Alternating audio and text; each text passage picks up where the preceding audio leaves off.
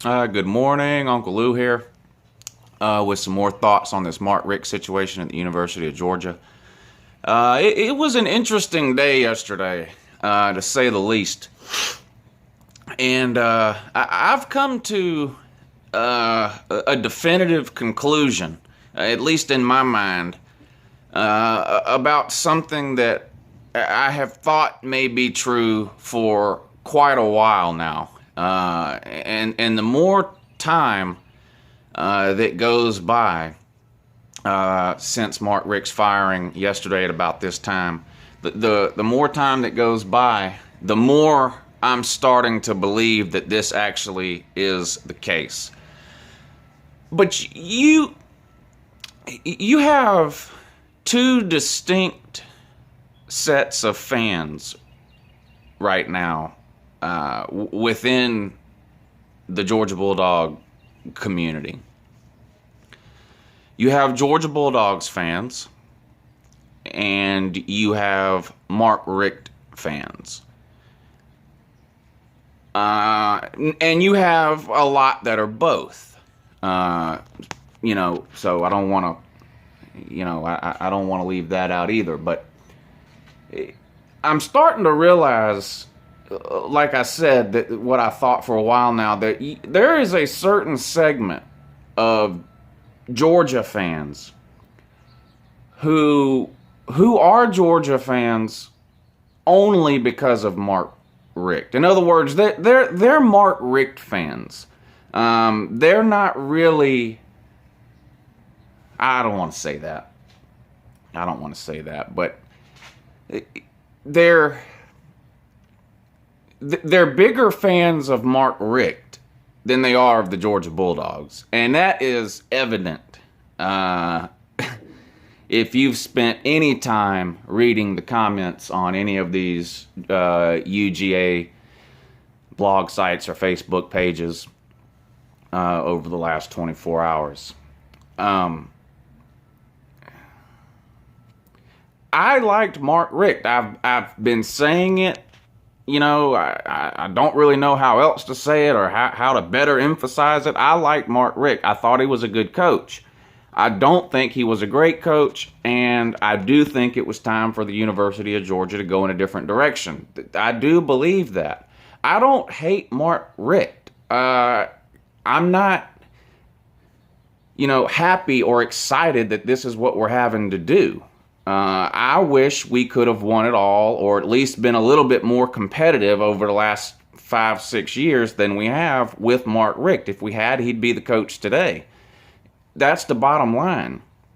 But an interesting rift is developing here between these Georgia fans. But, I'm going to go ahead and say this too.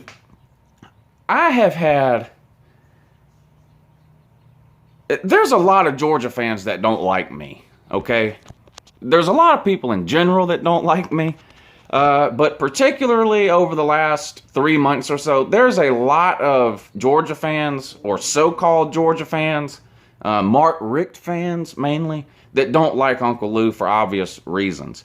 And I have been told by hundreds, probably thousands of people, either on YouTube, Twitter, or Facebook, over the last 3 months, been told by hundreds of thousands of people, I'm not a Georgia fan.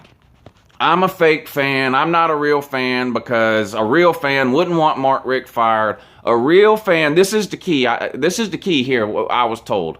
A real fan supports the university no matter what. That's what I've been told over and over and over and over again for the past 2.5 months. A real fan supports the university no matter what. That's what I've been told. And that therefore I'm not a real fan because I disagreed with the administration's decision to keep Mark Richt. Okay, fast forward to yesterday. Mark Richt's fired. Okay, well, all those people who've been preaching, which is the key word here, preaching to Uncle Lou, that real fans support the university and the administration no matter what, all of those people have tuck-tailed and ran. They're in bashing Georgia. I'm never going to another game. I can't believe Georgia did this. What are they thinking? This is dumb.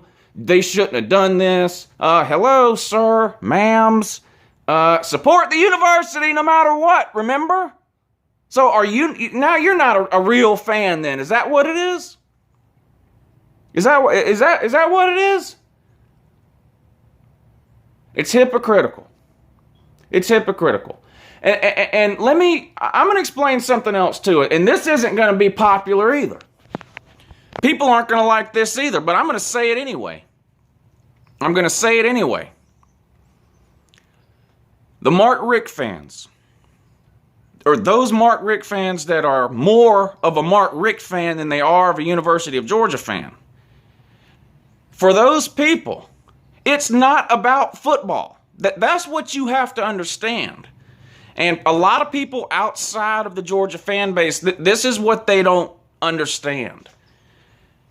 A lot of the people who are pro Mark Richt and wanted to keep him around forever and ever and ever and give him a lifetime extension, a very large percentage of those people don't care at all whether he wins or loses 1 game, 10 games, or 14 or 15. They don't care. They don't care. To a large percentage of those people, it's not about wins. It's about religion. Period. Now, a lot of people, that's going to upset a lot of people, and that's fine. That's my opinion. A lot of the Mark Richt fans, for a lot of those people, it's about religion, plain and simple. Mark Richt goes on camera and talks about God and Jesus and gives us testimony and does all this kind of thing, and that's all those people need to know.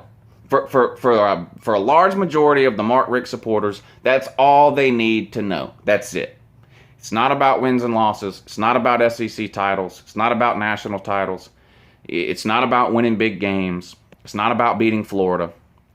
It's about Mark Richt and his religion. That is what it is. So if you live up north, or if religion is no big deal to you, and you might not understand that, but this whole cult, which is really what it is, a cult of Mark Richt followers who follow him around based just off of his religion, that routine, there's a lot of colleges in America where that routine wouldn't work. In fact, here, I'll give you an example. Somebody mentioned to me yesterday, Mark Richt would be great at University of Miami. He played there. He coached there for a little while before he went to FSU. They're hiring. He can go down there. And I told him straight up, Mark Richt's routine's not going to work in a city like Miami. It's just not.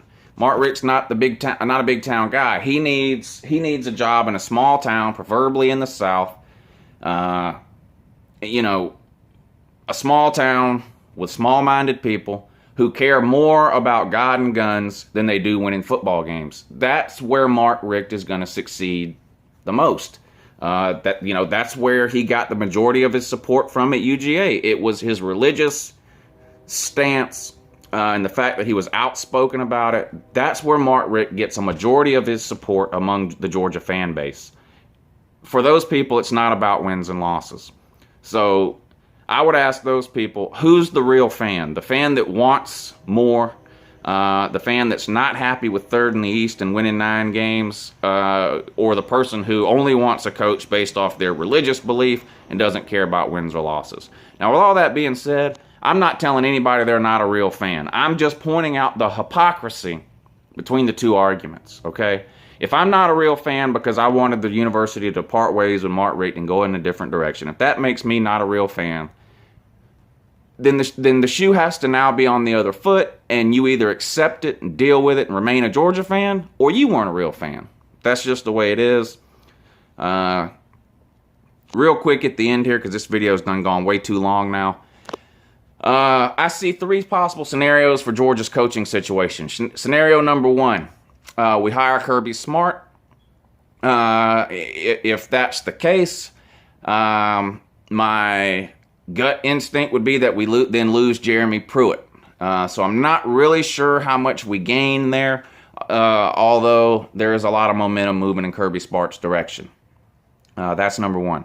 Number two, Tom Herman, an offensive mind, probably the hottest name in college football right now, Tom Herman. If he were to come in and we could somehow keep Jeremy Pruitt to run the defense, I think to me that would be the ideal situation. I believe in Tom Herman. He's had results wherever he's been. He's young.